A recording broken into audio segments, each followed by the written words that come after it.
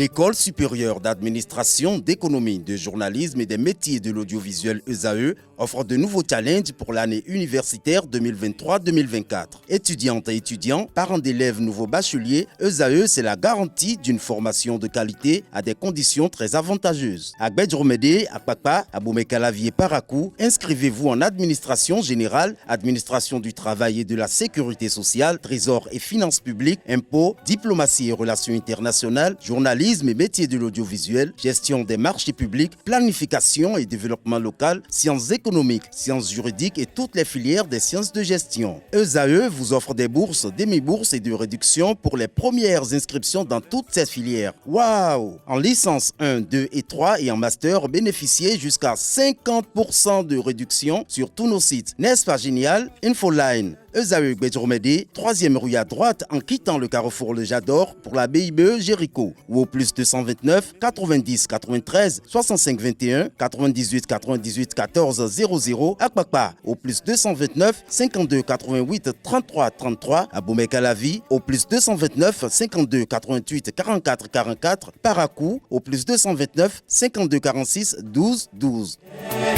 ESAE, l'excellence à un an.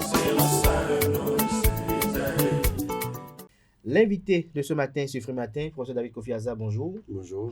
Vous êtes prêtre de phare, président du CONASEB et grand maître de l'honneur authentique universel hors de la Reine-Mère. CONASEB qui est le Conseil national des cultes endogènes. Alors, nous sommes en fin d'année, nous sommes, j'allais dire à 4 semaines, pour ne pas dire à 5 semaines du Nouvel An. Alors, sur le plan spirituel, est-ce qu'il y a des dispositions que l'on prend pour faire le bilan de l'année qui s'achève et également pour commencer par apprêter la nouvelle année? Déjà, il faut comprendre le phénomène de la transition de l'année. C'est-à-dire que il n'y a pas une séparation étanche entre les ères, entre les années. L'année nouvelle qui va venir a déjà commencé ses prémices depuis le 21 octobre. Et ça va continuer comme ça jusqu'au 21 mars. L'année 2023 va finir effectivement le 23 mars. Pourquoi effectivement le 23 mars? Pourquoi pas en décembre, le 31 décembre? Le nouvel an effectif démarre le 21 mars. Le nouvel an effectif démarre le 21 mars.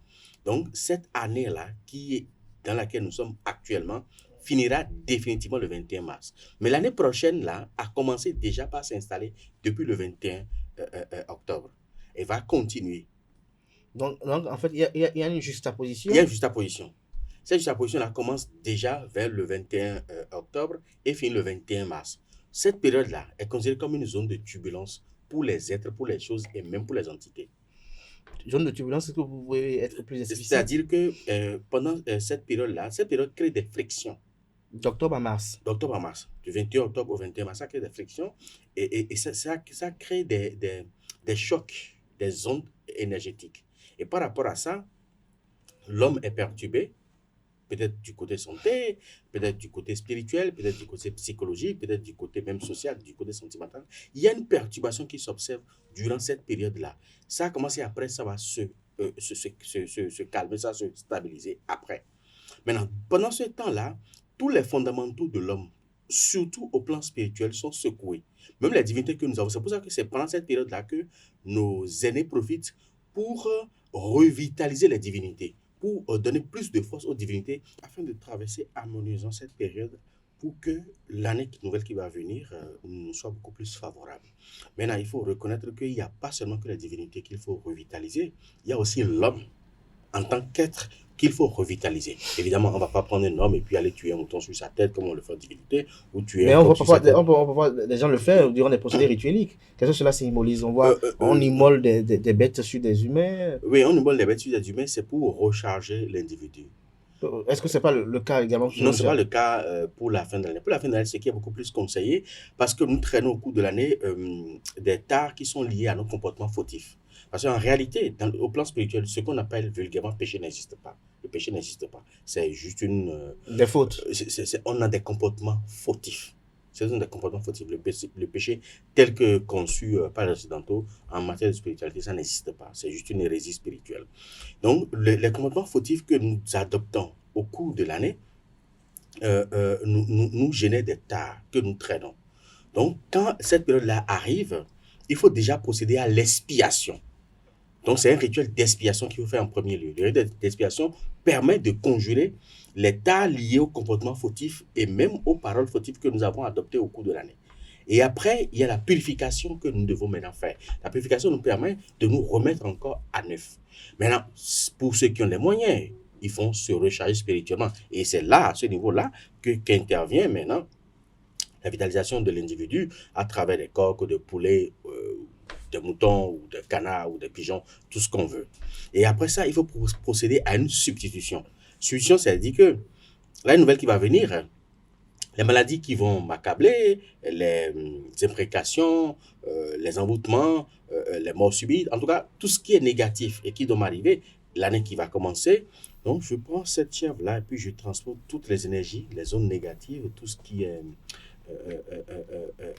qui constitue de l'ordre de la fatalité qui doit m'arriver pour l'année qui va commencer. Je transpose tout dessus. Là, c'est le rituel de substitution. C'est ce que nous appelons en fond Koudio. Koudio ne veut pas dire forcément qu'on va mourir. C'est pas parce qu'on va mourir qu'on fait Koudio. Mais Koudio aussi permet d'expier les maladies, les haines, les méchancetés, tout ça. Maintenant, après ça, on reconditionne l'année. Ou on contient l'année à sa volonté. C'est-à-dire qu'il y a des bains spécifiques qu'on appelle par exemple Kouéou. Et au cours de ce bain-là, on conditionne l'année, c'est-à-dire cette année nouvelle qui va commencer, je veux que ça se passe de telle manière. Enfin, nous avons une certaine possibilité de décréter ce qui est bon pour nous. Et la nature nous donne cette facilité-là. Donc, il faut profiter de cette facilité-là et conditionner l'année. Mais cela n'empêche pas la volonté divine de s'accomplir en nous. Ça ne peut pas la volonté divine de s'accomplir à nous. Alors, lorsque vous dites que, par exemple, d'octobre à mars, c'est la période transitoire où les deux années sont juxtaposées, alors, quels sont les comportements que l'on doit avoir pour ne pas tomber sur le coup de travers qui pourrait avoir des revers irréversibles? La première des choses, c'est d'observer la pondération et la sérénité. Parce que pendant cette période-là, même si les gens les plus calmes adoptent des comportements très agités, beaucoup d'impulsivité s'observe, même chez des gens les plus calmes. Et on pense qu'on est en train de prendre une décision de sa propre volonté, de son propre chef. Non, c'est pas vrai. Il y a une influence astrale qui est en train de dicter sa loi. Donc pendant cette période-là, de 21 octobre au 21 mars, avant de prendre des décisions importantes, il faut mûrir, réfléchir, pour ne pas tomber dans le coup de l'impulsivité et après regretter son propre acte après. Parce que les énergies qui sont là, ces énergies-là perturbent psychologiquement, perturbe même votre propre réflexion, et même votre sens d'analyse, votre sens de perception des choses, la manière dont vous percevez, vous voyez les choses, tout ça là est modifié par les ondes. Et ces ondes-là ne font pas de cadeau. Quoi qu'en soit votre niveau d'élévation spirituelle ou même sociale ou même politique ou autre, ça ne fait pas de cadeau, ça agit sur vous. Donc, il faut faire très attention par rapport à ça. Et c'est une période où il ne faut pas prendre des décisions sur des coups de tête, sinon on risque toujours de regretter après. On risque de regretter. Mais ce qu'on dit, c'est quand même assez long. Octobre, novembre, décembre, janvier, février, mars, près de 6 mois. Oui. Que ces 2 années-là c'est juste à pause. Et malheureusement, c'est que les prémices en réalité ne tiennent pas compte trop de notre perception de la vie, malheureusement. Mais ce qu'il faut comprendre, c'est que c'est beaucoup plus criard, surtout entre décembre et janvier. C'est le pic, ça. C'est entre décembre et janvier. Donc, le mois de décembre et le mois de janvier, c'est des mois très critiques pour des décisions, pour ne pas subir le regret après. Ne pas subir le regret après.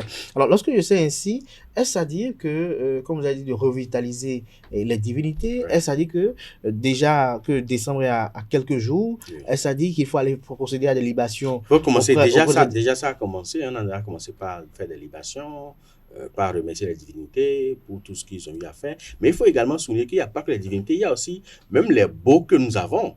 Je veux parler par exemple les baies que vous avez, seulement de les revitaliser, de leur donner plus de vitalité pour être beaucoup plus efficace. Les loups que vous avez également qui consomment le sang, seulement de le faire.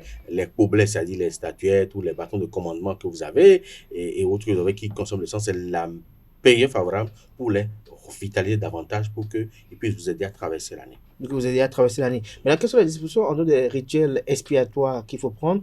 Est-ce qu'il y a des rituels propitiatoires auxquels on doit souscrire pour être dans de bonnes prédispositions pour amorcer la nouvelle année? Déjà, il faut commencer par son préfa.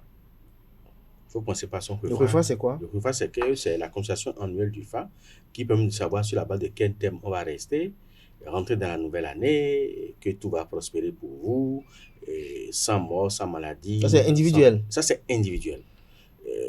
Et vous le faites, et cette consultation vous permet d'avoir une vue globale sur la situation de l'année jusqu'à la fin de l'année.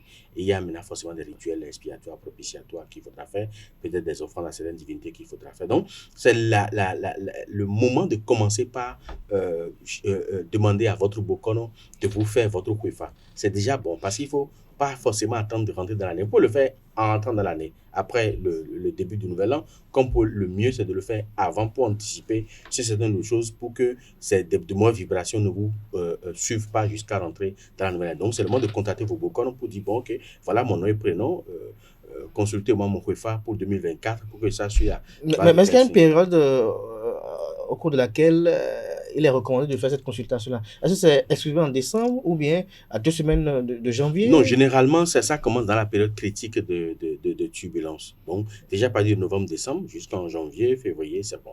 Maintenant, il faut finir son Kwefa avant le 21 mars. Après le 21 mars, ce n'est plus un Kwefa. C'est pas un Kwefa. C'est caduc. Alors, mais quel est l'intérêt réel du Kwefa?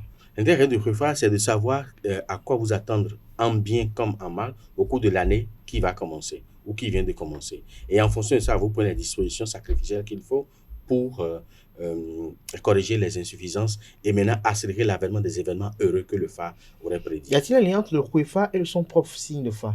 Non, il n'y a pas de lien étanche entre le Kwefa et son propre signe du Fa. Pas du tout. Mais est-ce que après avoir obtenu les révélations du Kwefa, est-ce qu'on peut les arrimer à son Fa? Non, pas du tout. C'est deux choses différentes. Ce qu'il y a à faire, c'est qu'au cours de cette période de fin d'année, c'est qu'il faut laver son propre Fa, si vous en avez déjà. Vous lavez votre propre Fa, vous faites les rituels expiatoires, propitiatoires qui sont sur votre propre signe du Fa, et maintenant, le Kwefa que vous avez à faire, vous le faites. Maintenant, si vous n'avez pas le Fa, ce n'est pas un problème. Vous faites le Kwefa et le Kwefa vous donne également les informations nécessaires. Est-ce que le Kwefa va jusqu'à donner des interdictions par rapport à ce qu'il ne faut pas manger au cours de l'année? Votre Kwefa peut vous donner des interdictions annuelles. Pour dire cette année-là, telle chose n'est pas bon pour vous, tel n'est pas bon pour vous, tel n'est pas bon pour vous. Votre Kwefa peut vous donner des interdictions annuelles. Et là, vous allez suivre ça jusqu'à la fin de l'année. Jusqu'à la fin de l'année. Je crois qu'on va se retrouver peut-être mercredi prochain. Vous allez regarder dans la caméra et donner quelques recommandations à nos amis internautes qui nous suivent. Déjà, je vais juste résumer ce que je viens de dire, puisque nous avons déjà une période un peu critique, donc il faut déjà commencer par procéder à des bains expiatoires, des bains de purification, des bains de reconditionnement, des bains de substitution. C'est le moment de se laver, de se nettoyer son corps, son aura, son esprit et son âme. Puis après, maintenant, demandez à votre Bokono de vous faire le Kwefa. Et avec ce Kwefa, vous avez une vue globale sur votre vie. Et cela peut vous permettre de mieux aborder avec sérénité l'année qui va commencer et savoir ce à quoi vous allez vous attendre au cours de l'année qui va venir et prendre des dispositions et des restrictions nécessaires. C'est très important parce que le sort n'est pas une fatalité. Il n'y a de fatalité que celle que l'on accepte de subir. Merci. Merci à vous, David Kofi Aza, chers amis internautes. C'était à l'instant les explications du prêtre de Fa et président du CONASEB. À présent, on installe Aneldo pour la page des sports.